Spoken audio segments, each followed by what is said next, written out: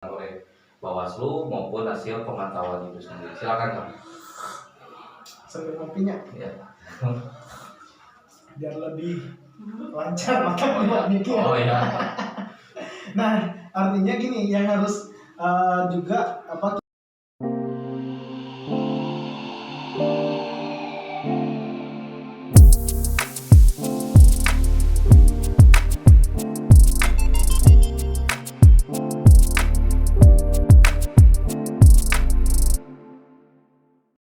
Oke, Bismillahirrahmanirrahim. Assalamualaikum warahmatullahi wabarakatuh.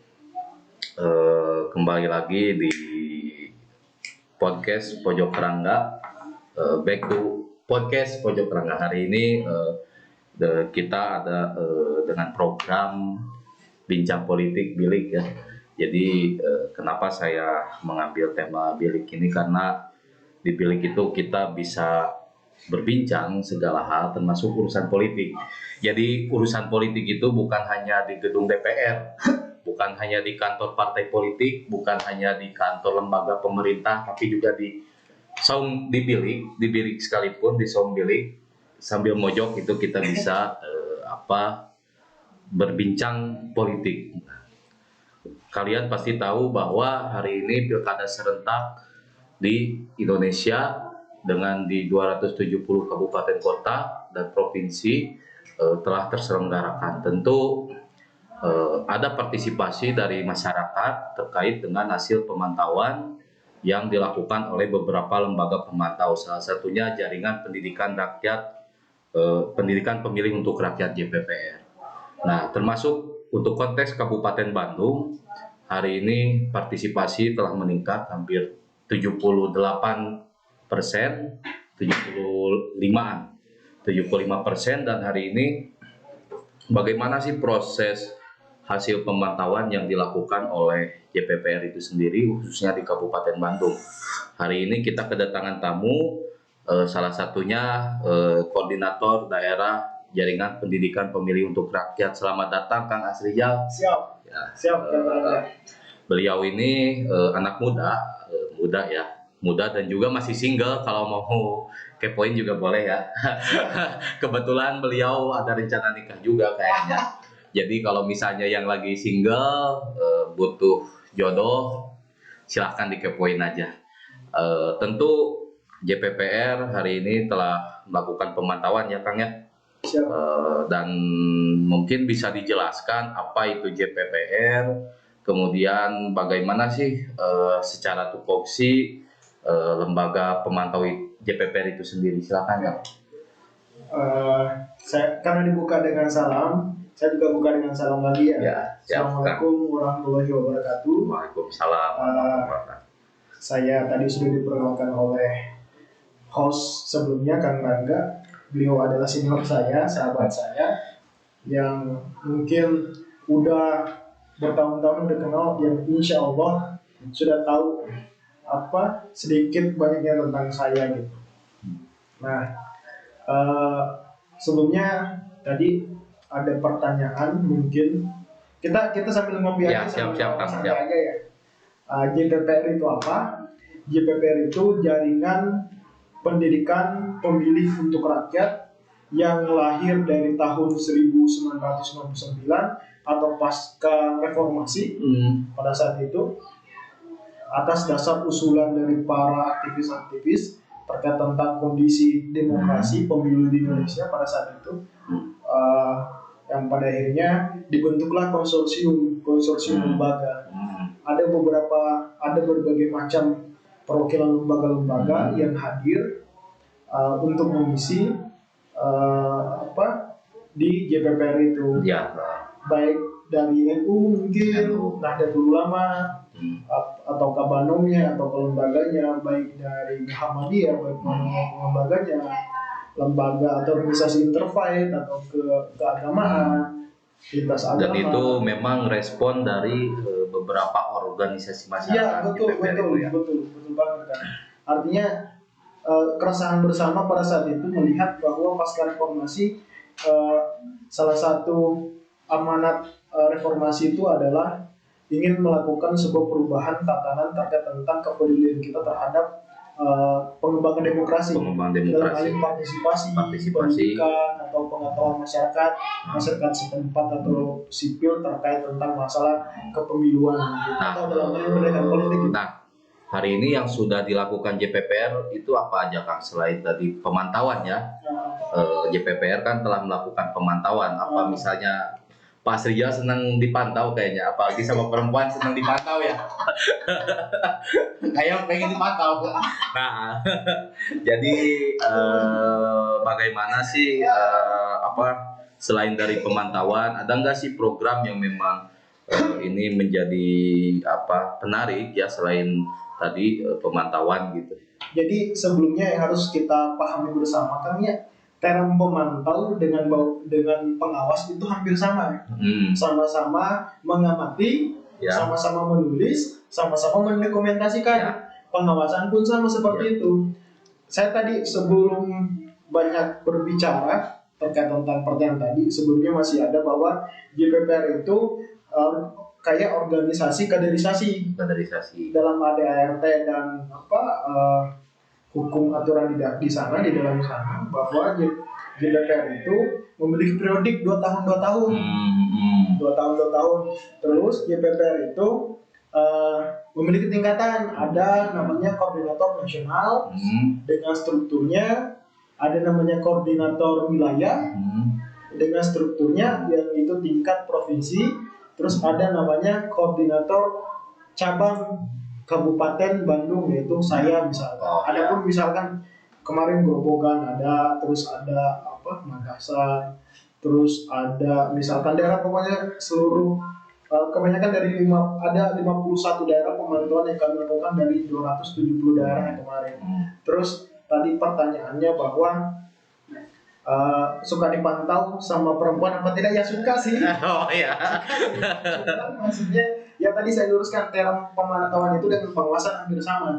Nah makanya dahulu pemantauan itu masih sangat banyak yang minati secara partisipatif. Saya mungkin akan, kalau ada yang mau nanti ditanyakan sama Kang Rata terkait tentang masalah angka partisipasi pemantauan seperti apa di masyarakat sipil, nah saya akan langsung jawab dulu gitu sebelum ada ditanya. Nah ini Kang, menariknya apa sih yang menjadi menarik di Pilkada Kabupaten Bandung yang hasil pemantauan JPPR,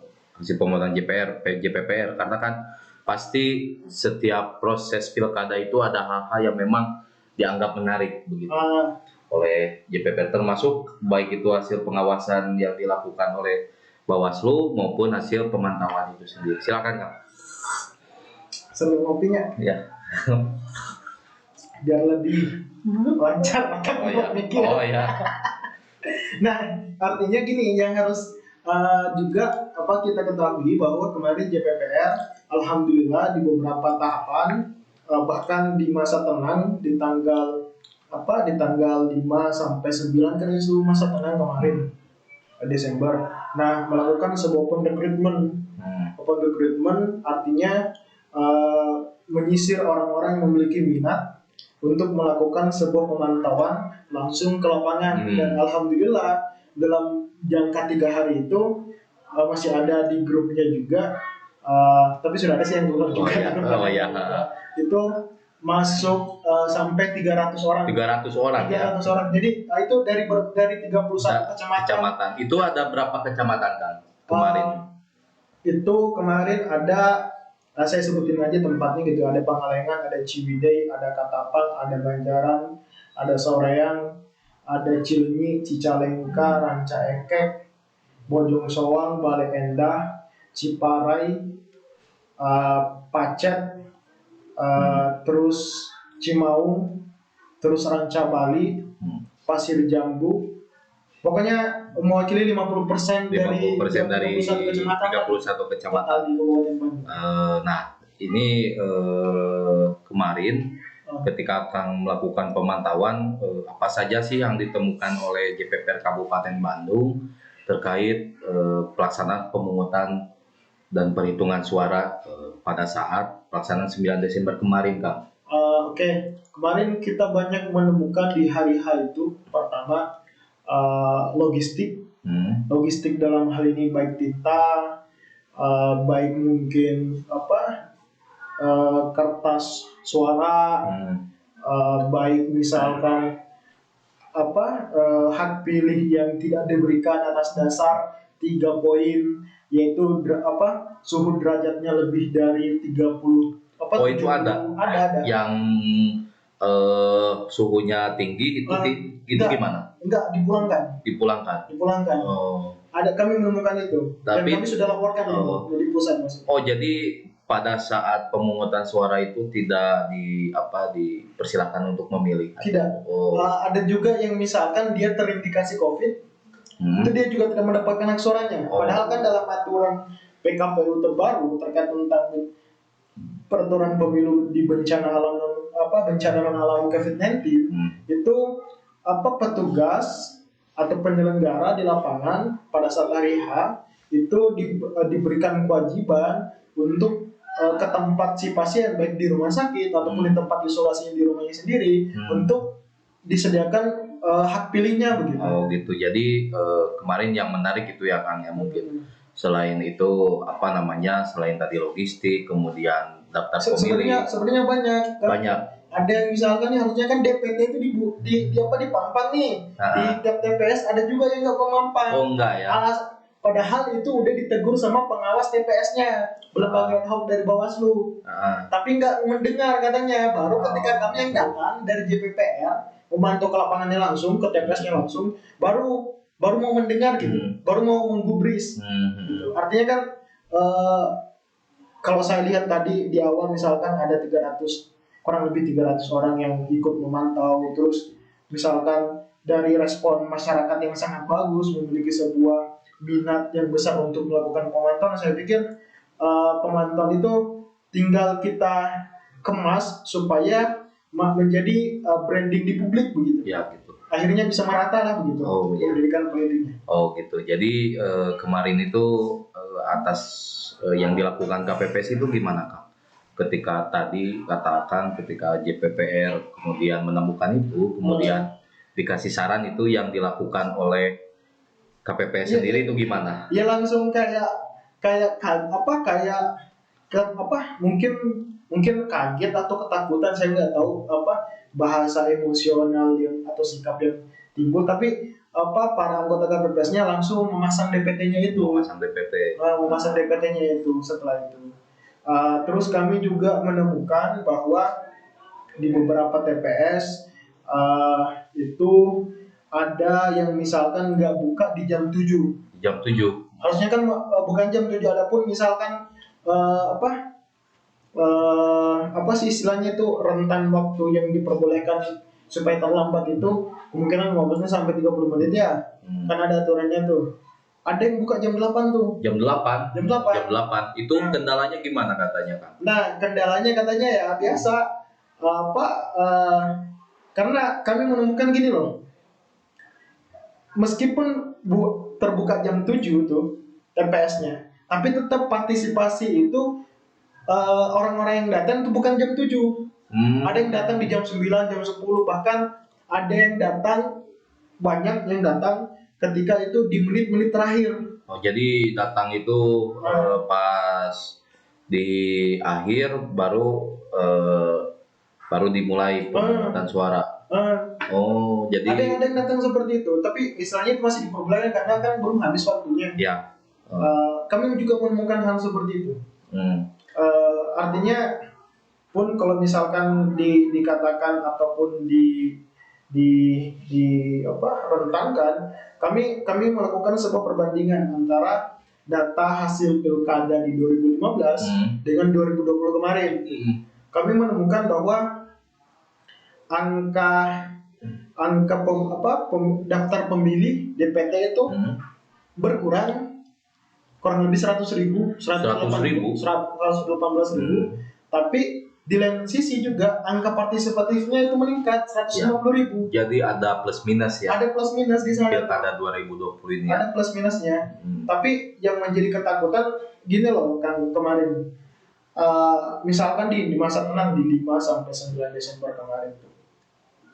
Di 5 sampai 9 Desember mungkin masa tenang namanya, tapi justru bukan menjadi justru menjadi masa ketidaktenangan bagi para peserta pemilu, masa pertama, baik karena paslon, itu menjadi apa namanya detik-detik ya, detik-detik tuh. detik-detik menegangkan. Kayak misalnya ketika sudah nikah ya pasti mengalami ketegangan, apalagi pas ijab kabul tegang ya. Kayak itu juga katanya, karena saya juga belum nikah. Ya, Nah, ya udah nanti kalau teman-teman lihat video ini, kalau ada yang mau daftar dua ini masih single gitu. ya Di bawah. silakan Kang, lanjut Kang. Oke, dan juga sebelumnya kita harus lihat proses pemantauan pilkada kemarin itu kita mulai di tanggal 26 September sampai 5 Desember, yaitu proses kampanye.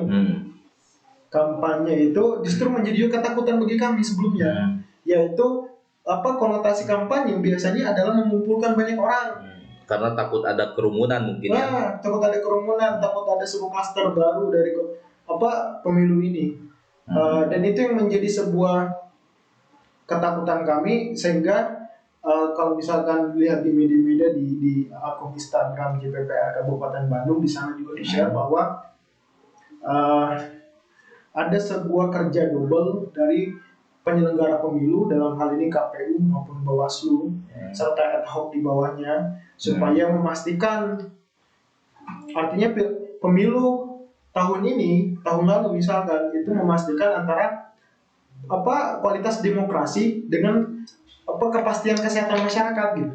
Jadi ada poin tambahan prinsip pemilu ya. Nah, itu makanya ketakutannya bagi kami, jangan sampai misalkan korban para penyelenggara pemilu ad hoc KPU maupun Bawaslu kemarin di tahun 2019 itu terulang sampai 500 orang lebih meninggal. Iya, itu sih yang ditakutkan seperti pemilu 2019. Ya itu. Karena hari ini mungkin baru sejarah di Indonesia pilkada di tengah COVID-19 ya. Jadi menjadi pengalaman baru lah bagi Indonesia mungkin ya. Kalau boleh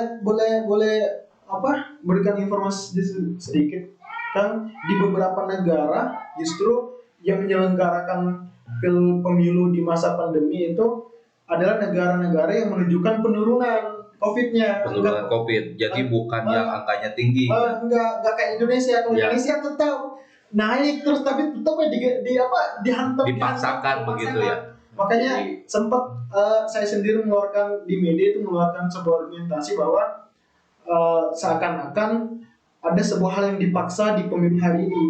Ada sebuah pihak-pihak yang berkepentingan, entah itu kepentingannya adalah kursi yang mereka akan cari, atau misalkan kedepannya ada agenda terbaru gitu. Ini nih Kang, Adang, apa sih menurut penilaian Akang bagaimana tingkat partisipasi di Pilkada 2020 ini, khususnya di Kabupaten Bandung, Kang? Nah, untuk kemarin kan kalau KPU kan memiliki target partisipasi itu 77,5 ya, secara angka nasionalnya. Alhamdulillah kemarin antara perbandingan di Pilkada 2015 dengan 2020 memiliki angka peningkatan 9, sekian persen. Artinya ada peningkatan. Ini juga menjadi keheranan bagi kami. Kok bisa nih di tengah COVID orang ingin memilih? Ingin memilih. Justru kan ketakutan kami justru di sana. Makanya kami melakukan advokasi kepada 5 jenis pemilih yang rentan untuk dipolitisasi. Pertama itu pemilih pemula, artinya anak-anak milenial, anak-anak unyu-unyu, anak-anak SMA, atau anak-anak kuliah yang belum pernah memilih sebelumnya. Terus yang kedua itu adalah pemilih agama minoritas, bukan berarti maksudnya secara luas jumlah, tapi saya pikir ya memang jumlah sih. Jumlah. Setelah itu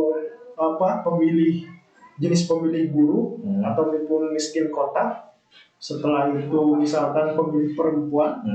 Keempat itu pemilih lansia. Itu yang kita advokasi, bagaimana misalkan partisipasinya itu bisa tidak takut lah misalkan. Disalurkan lah gitu ya ke TPS. Oke, dan gitu tadi kan saya bilang nih bahwa pilkada hari ini tuh penyelenggara memiliki dua tantangan, yaitu memastikan kualitas demokrasi dan kepastian kesehatan masyarakat. Jangan sampai misalkan dia berangkat dari rumahnya sehat-sehat saja, ketika ke TPS itu terus pulang ada gejala ya. Ada gejala, dan itu ketakutan. Makanya sempat saya DPPR Kabupaten Bandung kemarin itu buat rilis sikap bahwa ancaman besar ledakan penyakit corona atau pengidap corona 14 hari setelah atau pasca pemilu. Karena kan kalau masa inkubasi corona itu 14 hari ya. Kita yang tahu. Makanya saya kemarin dibuat rilis di beberapa media bahwa ancaman ledakan besar corona di 14 hari atau 2 minggu setelah pemilu kemarin. Oke Kang, ada nggak nih misalnya catatan JPPR untuk pelaksanaan pilkada ke depan, dan mungkin dan pesan yang akan disampaikan terkait dengan pesan kepada baik ke publik lah begitu tentang JPPR tersendiri pada proses pilkada di masa yang akan datang atau pemilu di masa yang akan datang. Oke. Saya ingin mengutip kata salah satu pakar di barat sana, mengatakan bahwa kita tidak bisa untuk menegakkan demokrasi dengan revolusi, tapi kita harus menggunakan demokrasi itu sendiri untuk menciptakan revolusi. Artinya masyarakat